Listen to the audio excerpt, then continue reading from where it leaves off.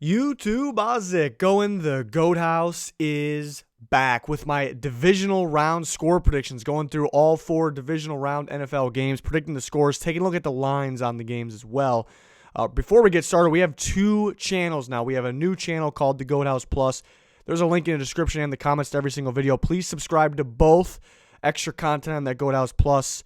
40K, that's our sub goal to both of those channels, so please help us out by subscribing. Full NFL content, all kinds of predictions, rankings, and even in the offseason free agency and NFL draft coverage, of course. Check out our Twitter at GoatHouseNFL, always talking football every single day and constantly during live games. So you're going to want to follow us there. Make a Twitter if you don't have one. Link in the description for that Twitter as well. And extra content, including score predictions, extra score predictions on the Patreon, all kinds of draft content as well, and you can help support us. Score predictions for the divisional round. We got four good games. Something I've noticed is looking at the lines. I think the games would be a little closer than maybe what Vegas says. I think a lot of people, viewers of the NFL, I think would be in agreement with me. Maybe a little closer than what the lines say. So we'll take a look at those. We're actually going to start something a little different than we've done all year. This is a Pigskin Pete, fellow Goat House member. This is his score prediction here because a lot of you already know I am a Minnesota Vikings fan. So kind of to get a neutral party here, somebody in the middle here to get a prediction for you guys. He's going with the Niners 24-20. He likes that the Niners are home. They had the rest. They're getting some injured guys back. And, two teams with really good pass rush. So in that, maybe they could be the difference. The Niners get that extra pressure on Kirk Cousins for him. If you want to see the rest of his score predictions and Junior and Danny's score predictions for all the divisional round games or all the playoff games every single week, go ahead and go to our Patreon. There's a link in the description. And there's more than just score predictions. We're always adding new content to that. So worth looking into, patreon.com/The Goat House. But to my score predictions, I did pick the Vikings. I did not pick the Vikings last week, which actually really isn't a good thing because they did won. But I'm not here to pick my team every single week here. I'm trying to be realistic. I always play the matchup game. Everyone knows me here. Picked pretty well this year, just kind of playing the matchup game. I like the Vikings in the matchup. It is, the reason to go with the Niners is, the Vikings really struggle with the really good pass rushes, so that could be a reason for the Niners. I think George Kittle is something new that the Vikings will have to game plan for, so that could be a problem. And, short week, on the road again, and then still, they had Mike Hughes and Mackenzie Alexander out last week, still going to be out, so that still hurts a little bit. So those are reasons for the Niners. Also, the Niners are a very good team. I'm going with the Vikings, though, because I kind of look at the matchup here. I think you can run on the Niners. I think Dalvin Cook and Alexander Madison can have a pretty, they're not going to go absolutely wild or anything, but they're going to have, I think, a good enough game which can open the play-action pass up. Running, that's the beauty of play-action pass. Running the ball and having a good running attack really opens up and lets you be able to run the play-action pass, which both these teams are very similar and good at. But the Niners, to me, their defenses have been really good most of the year, slowed down at the end of the year a little bit, but they've struggled with any type of play action or misdirection, so that could hurt them a bit. And they are getting some big-time players back that I like D4, Quan Alexander, but it doesn't 100% mean those guys are going to be ready to go, at 100%. We'll see. That's kind of the mystery. And looking at the defenses, I'd say for majority of the year, I'd give the crown, the title of the best defense to the Niners. They started slowing down a little bit, but looking at recently, who's been the best defense in the NFL recently, I like to give it to the Vikings. Looking at the last 5 weeks of the NFL, the last 5 weeks here that just passed up, they have 15 turnovers and 18 sacks and allowing under 16 points per game. It's pretty ridiculous. They have not played the Niners yet. It's a very good football team, but this Vikings defense all of a sudden looks like not only it's back to that almost elite form, we're going to find out, but they're getting those turnovers on top of it. They're getting a whole bunch of turnovers. They're playmakers out there. So we'll see. That it's kind of on the Vikings defense in this game. Which Vikings defense is going to show up? Because I do worry about the cornerback play a little bit. But it seems like they're getting pressure and turnovers on just about anybody. Two quarterbacks, Jimmy Garoppolo and Kirk Cousins, that it's hard to believe one of them is going to the NFC Championship game, but looking at how they played this year, it shouldn't be too hard to believe. It's just on those quarterbacks taking care of the ball. I think the team that turns the ball over more will lose the game because of that, and you can argue either side, but looking at how these two teams have been playing, the Vikings realistically could get more turnovers here. So I'm surprised they're +7. I know there's a chance. It's all about the start. We've seen the Niners when they blew out the Packers, fellow NFC North team there. They started off so hot, so the Vikings can't let that happen. If it gets out of hand real early, it's probably going to continue to be out of hand. So I think Vegas is kind of, banking on the start of the Niners. So maybe that's what it is with the 7. But interesting game. Two evenly, I think style teams. So that's going to be the first one right off the bat should be good. But I got a 23-20 Vikings victory. I think a lot of field goals here. And or a decent amount of field goals, running the clock from both teams here. So yeah, that's what I got. We're on to the next game. Another one with a big line here. The Ravens -10, and I guess I can understand because the Ravens been the most dominant team in football this year. I just don't think they win by that much. I got them winning still, and I was kind of back and forth. I kind of had it at 30-31 range for a bit. But I think the one team here out of the 4 teams with the bye week, I think the bye week, if it's going to hurt somebody, it would be the Ravens. They're the hottest team in football. They're really getting going. They didn't really have too many major injuries. I know they're trying to get Mark Ingram back. But the bye week, actually, I'm not saying it's a terrible thing, obviously, but it's a thing that's not the best, I think, for the Ravens. It could slow them down. Titans have a chance to game plan for them. They do a very good job game planning on defense. They have some, athletic, high motor guys that know how to tackle. So that could be the key against Lamar Jackson. Ryan Tannehill's got to pick up his game from last week, which I think he will. I don't think Derrick Henry runs as well, but still very good. I just think the Ravens has got too much. I think Lamar Jackson, it's all about the start in this game as well, all the games. But I think, it's the Titans I don't want to say they're going to have to dig themselves out of a hole because it won't be too bad early, but they may be digging themselves out of a little bit of a hole, and that could be the difference early because it's going to, Lamar, that's the key for the Ravens too. They have to score early. If they're getting slowed down early and the Titans get a lead, that could be the problem here. But yeah, it's tough to predict the scoreline in this game because both teams, what do they like to do? They like to run the ball. Lamar Jackson's running the ball. Their 3 running backs are going to run the ball. They like to throw to the middle of the field to their tight ends, Mark Andrews, even downfield to Hollywood Brown, whoever it may be. Titans love pounding the ball with Derrick Henry, a lot of play action. So the clock will run. That's what I'm getting at. The clock will run. So that would be the reason for not a whole bunch of high scoring, but at any given time, Lamar Jackson can take one the distance. Derrick Henry can take one the distance. A.J. Brown, whoever it may be, can take one the distance. So for a running game in a running clock because of it, it's actually pretty high scoring, 28-24. So it'll be a very interesting game. I think closer than that line. I think the NFL prefers these games be close, kind of like last week, the wild card round.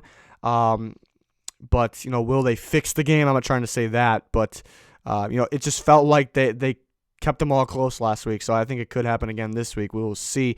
Texans and Chiefs, another closer than the line, 10-point spread. I do think it'll be a little more comfortable than maybe the scoreline.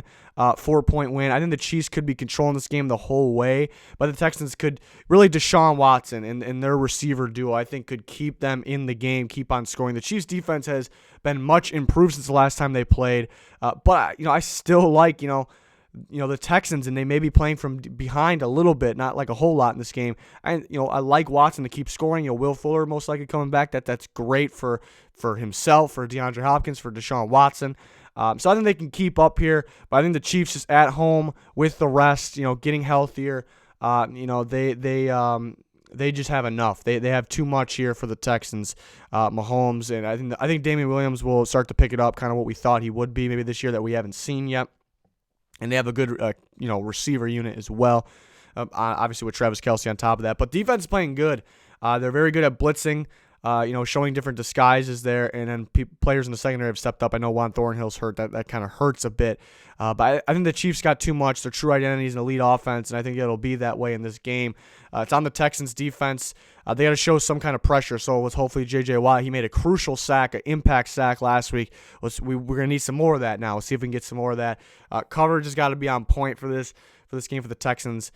Just not for me, it's not a whole. I trust players on their team all over the place, but not a whole bunch of trust for Bill O'Brien. I almost felt like he kind of cost them last week, and they still, Deshaun Watson still pulled it out. So not a whole bunch of trust in Bill O'Brien, maybe that staff. Honestly, right now, if I'm being quite honest, a little more trust in the Chiefs staff, them being home and their playmakers, taking that big step. And, people I think still make the mistake of, thinking the Chiefs defense is bad. Last year they made it to the AFC Championship with a very bad defense. It's much better this year. So we'll see, though. We haven't seen them in the playoffs yet, so we'll see this year.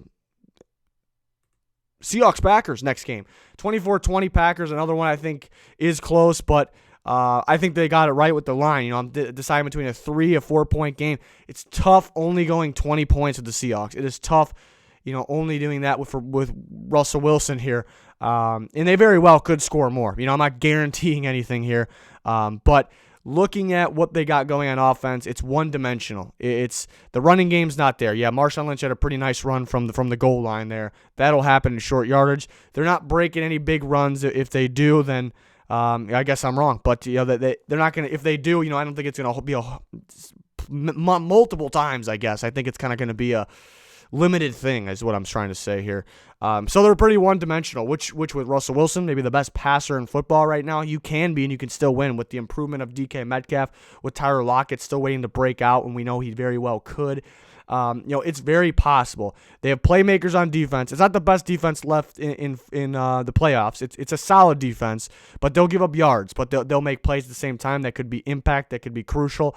So that's kind of their keys there. But being one-dimensional, looking at the Packers defense and how they've game planned this year, and having the break too, I think they'll be good. I think this defense will be good. It'll be the key for the Packers. Well, you can argue either side of the ball is the key for the Packers, but the defense, very good pass rush duo. And then you got Kenny Clark on the inside, who's fantastic as well.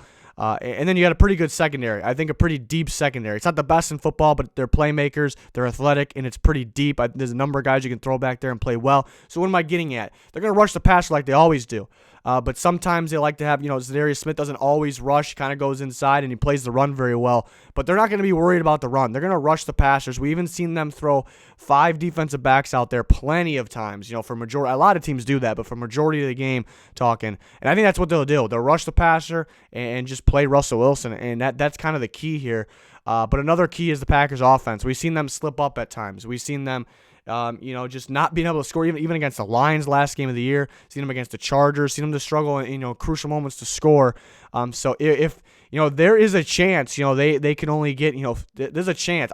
Obviously, I'm not predicting it, but 14 or 17 points, that is realistic based on how they've played, and that's not going to cut it. That's not going to cut it. So, but I'm thinking a little more. I think I've said in other videos, if we fast forward after this game and you told me the final, the outcome of this game was it looked like the old Aaron Rodgers, it looked like this old Packers offense that we love, I wouldn't be shocked at all. I know that nothing's telling us that from this season, but you can't really have takeaways from the season. It's a whole new game right here, and it's they had a week break. It's crunch time, divisional round, Aaron Rodgers in Lambeau. I'm not saying their offense is going to just dominate this game, but I wouldn't be surprised if they did. I kind of split the difference there. I think they'll show up a little more than they have, but I think defense mainly wins it. The defensive game plan mainly wins it there. But the Seahawks, Russell Wilson, like I said, Lamar Jackson's going to win MVP, but who's the best passer in football from this year?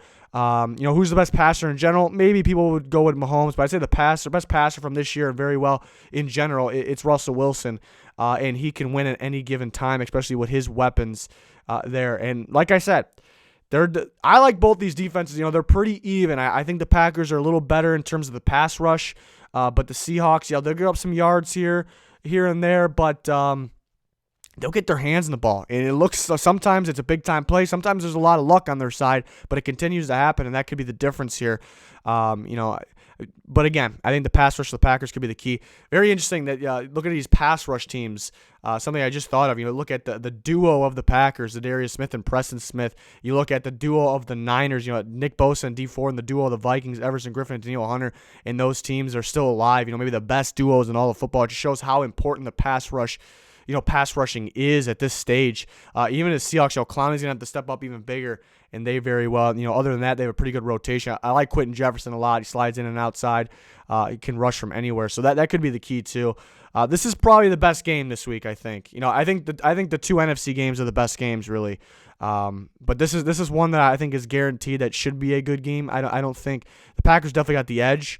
I don't think it's going to get out of hand, though, from any team here. So this is probably the one I'm looking forward to most. Like I said, Niners-Vikings, pretty good matchup, but we can see there's a chance based on one of the teams, how they start, that it could get out of hand. There's at least a chance.